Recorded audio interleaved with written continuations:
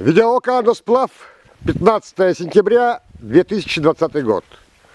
Мы идем по улице Криволапа. Мы остановились в здании, где раньше был леспромхоз. Здесь стоял дом, барак вот такого типа.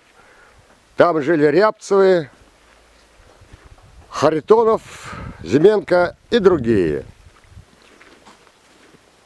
Вот конструкция этих домов была такая, типа барачного типа, 6-квартирные.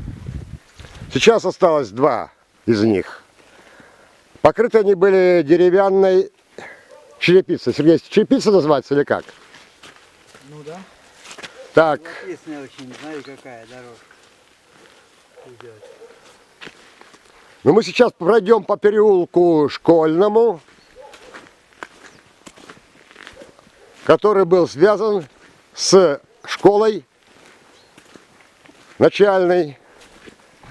Первая школа в поселке Комсомольск на Печоре.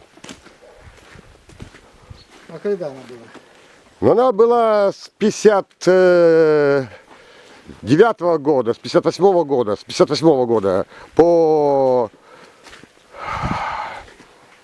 65-й.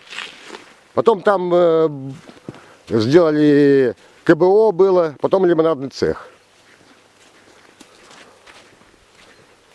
Вот такие здания. В основном были в поселке Комсомольск на Печоре. Временные бараки.